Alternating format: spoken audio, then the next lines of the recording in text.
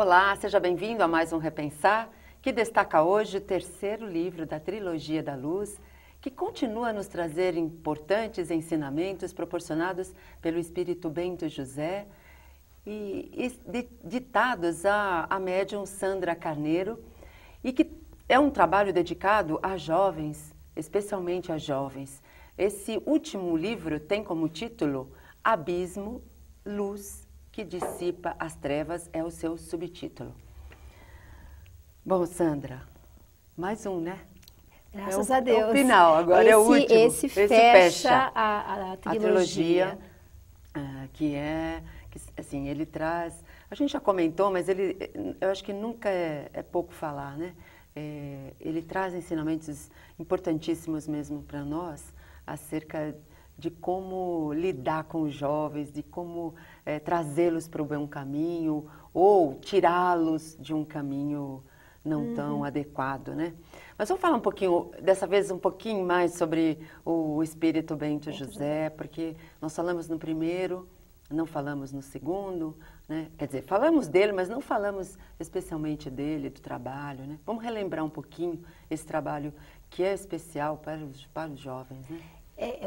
Esse livro, O Abismo, ele encerra essa trilogia que começa com Rebeldes, depois ele fez o Iniciação, e o terceiro livro que encerra essa trilogia é O Abismo, Luz que dissipa as trevas.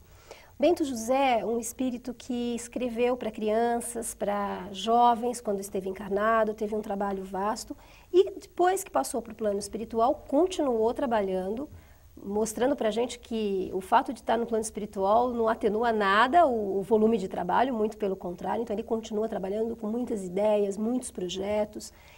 E nesta coleção ele vem trazendo temas ligados à realidade do jovem, sempre à luz da doutrina espírita. Mas trabalhando os temas, em cada livro ele trabalha um tema diferente. E sempre no contexto do jovem. Então, os problemas que o jovem enfrenta, as dificuldades que ele enfrenta, as decisões que ele tem que tomar, e em cada obra ele traz, então, elucidando como a doutrina espírita vê esse momento, os impactos espirituais do comportamento, das decisões, da condução da vida que o ser humano vai fazendo. E o jovem vai assumindo aos poucos as rédeas da sua própria vida, as suas decisões. Nós sabemos que na fase da adolescência o espírito começa a manifestar suas tendências de maneira mais clara e fica às vezes meio confuso para ele e para a família, porque o que aconteceu com aquela criatura, aquela criança tão meiga que eu tinha aqui em casa e às vezes vem, dependendo de como é o espírito, de qual a sua tarefa, de qual a sua necessidade. Então, ele vem trabalhar, ajudar os pais, trazer essas lições numa linguagem simples, numa linguagem envolvente, porque coloca, o jovem se envolve rapidamente, se identifica com os personagens, porque está falando dele, está falando do mundo dele. Então, acaba sendo fácil para o jovem entrar em contato com conceitos profundos, espíritas, numa linguagem simples, muito próxima. Porque é estimulante mesmo, né? Você perceber que alguém está falando de você, das suas dificuldades. Alguém está te entendendo. Isso, tá pensando em você, está preocupado com você, de te ajudar. E, ao mesmo tempo, ele está te levando a descobrir conceitos novos ou conceitos que já foram aprendidos, mas que estavam meio relegados, estavam meio esquecidinhos, né? Até por conta da idade mesmo, né? Do turbilhão que o jovem está nessa fase. Então, é estimulante isso. Porque o jovem, apesar de ser rebelde, ele achar que sabe tudo, que ele é imortal, como nós comentamos. Nada vai afetá-lo, né? Ele é carente, ele precisa da atenção. Sim. Ele quer atenção. Muitas vezes essa rebeldia é para chamar atenção. Ele precisa desesperadamente do cuidado e do apoio da família nessa fase. Só que ele faz isso de um modo negando tudo. Isso. Ele nega, ele não quer saber da mãe. Então, mãe, para o carro bem longe, eu não quero que você nem chegue perto. Não quer a interferência da mãe em nada. A filha, às vezes, não. Se a mãe manda pôr uma calça, ela põe a outra, simplesmente porque quer contrariar. Mas ele está buscando uma identidade, mas precisa demais do apoio da família, da presença emocional dos pais, porque nem sempre o pai pode estar presente fisicamente, mas ele pode estar sempre presente emocionalmente. Exato. Às vezes uma ligação, o pai demonstra, ou a mãe demonstra que está preocupado, que quer saber como o filho está. Porque hoje muitas mulheres trabalham fora o dia todo, não tem um tempo de estar muito próximo, mas é possível cultivar proximidade emocional ainda que estejamos fisicamente afastados. Se às vezes um filho vai para o exterior, é por isso que o pai vai perder o vínculo, Exato. ele consegue manter o vínculo. Então, mas para isso o pai precisa estar muito atento. Na verdade, os pais precisam se preparar para essa fase da vida dos filhos. O mundo hoje está invadindo, literalmente, as famílias, os lares, a internet, as redes sociais, assediando o jovem. Se ele não tem no lar uma abertura, valores e a comunicação aberta, a cumplicidade dos pais, a compreensão, ele vai procurando solucionar os seus problemas por outras vias, Exato. muito assediado. Eu acho que eu iria mais longe do que você foi. Eu acho que os pais hoje, eles têm que se preparar para serem pais, não só para os jovens, porque... É verdade. Não é?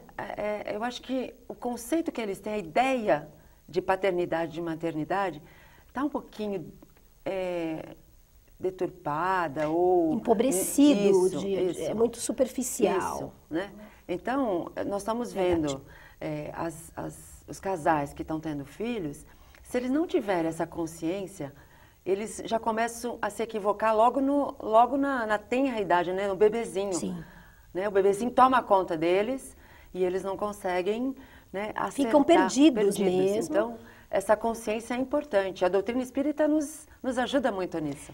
Nos clareia muito sobre a questão da educação. A doutrina espírita é uma proposta de educação do espírito, então ela nos ajuda muito no respeito a esse ser que está vindo e principalmente, né, Marisilda, no exemplo, porque os pais muitas vezes querem que os filhos façam o que ele pede ou o que ele diz, mas o filho imita o que você faz. Exato.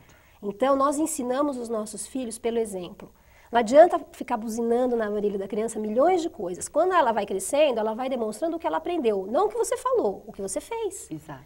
Então nós cobramos às vezes da criança disciplina e somos indisciplinados. Cobramos respeito e somos desrespeitosos com os amigos, com a convivência. A criança vai observando tudo. Exato. E às vezes nos confronta mesmo com questões, nos pergunta. Então a criança aprende pelo exemplo. Como você disse, quando a gente tem filhos, nós temos de mudar. Temos de mudar, temos de observar isso aqui, não vai dar certo, porque eu vou ensinar isso para o meu filho, ele vai aprender e depois eu não vou poder reclamar. Eles são os maiores professores nossos, Sim, né? sim. É isso mesmo. Mas nós vamos a um breve intervalo e já voltamos falando desse terceiro livro da trilogia.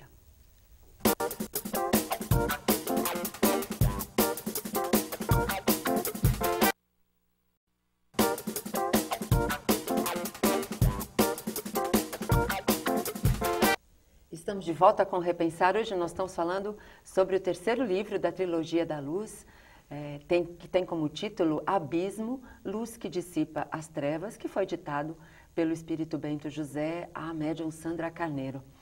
Bom, Sandra, nós falamos um pouquinho, né, do Bento, desse projeto extraordinário, falamos um pouquinho, né, da humanidade como um todo, dos pais. Vamos falar um pouquinho do que conta a história, do que tem como contexto nessa história, como ensinamento, né, as preocupações desse espírito que faz esse trabalho extraordinário com os jovens. Então, esse é o terceiro livro que fecha essa trilogia. No primeiro livro, Rebeldes, nós conhecemos o Serginho, a sua história, e o Serginho desencarna junto com a namorada por uma decisão que ele toma que coloca a sua vida em risco e vai para o plano espiritual.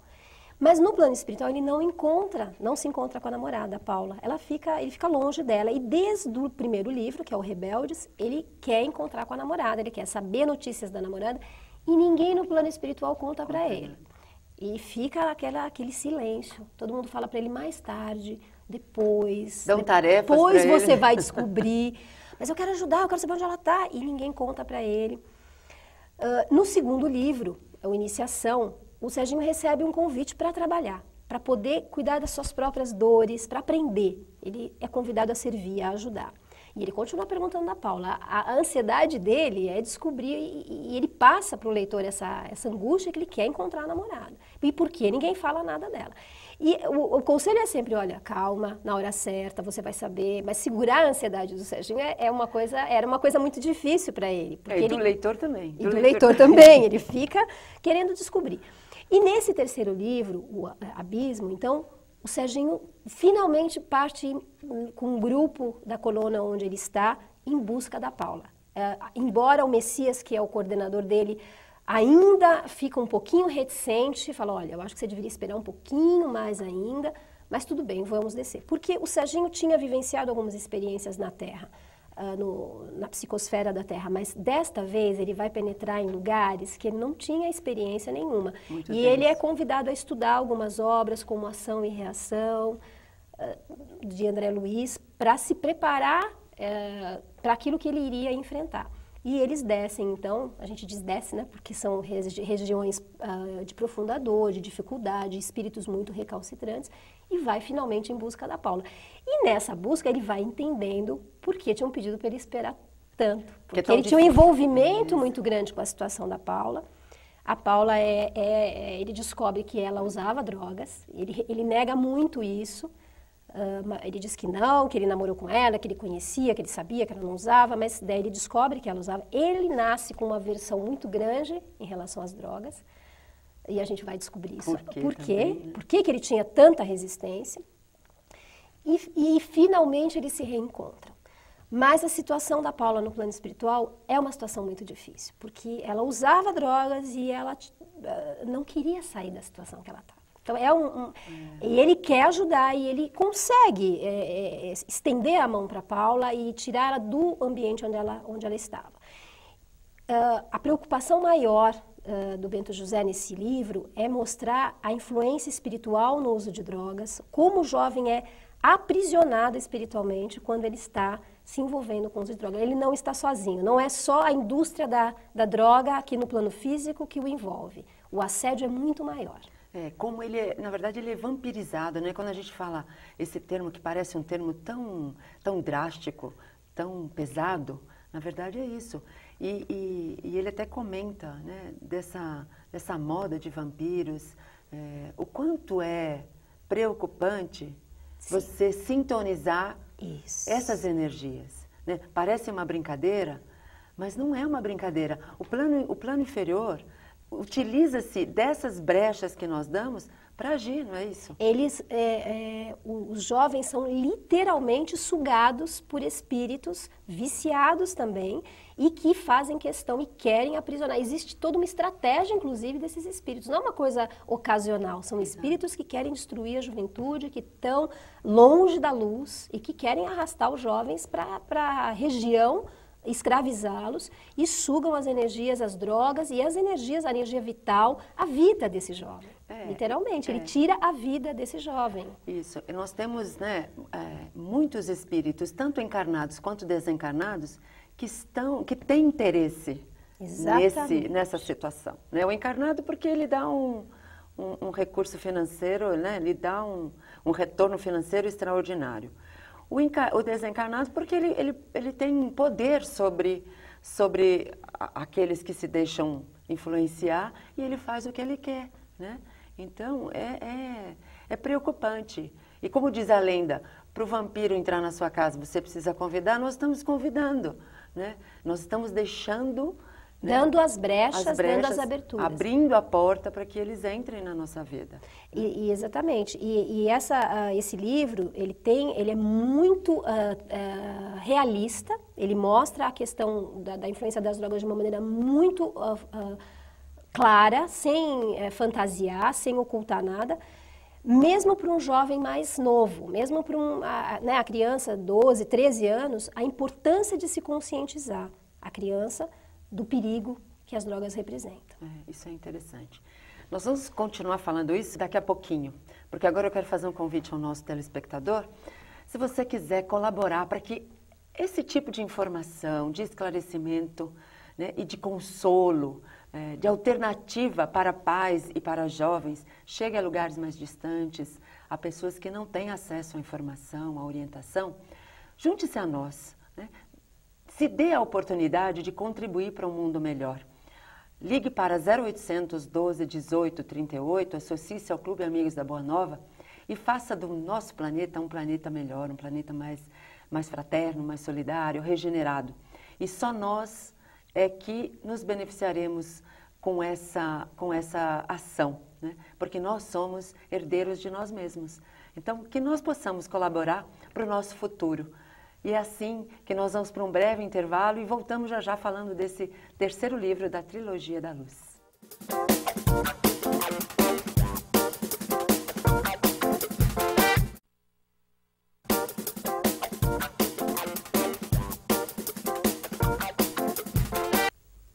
Estamos de volta com Repensar. Hoje nós estamos falando sobre o terceiro livro da Trilogia da Luz, ditado pelo Espírito Bento José. Estamos conversando aqui com a Sandra Carneiro, que é a médium que psicografou essa trilogia. E estamos comentando o livro Abismo, Luz que Dissipa as Trevas. Bom, Sandra, vamos falar um pouquinho mais desse livro, a respeito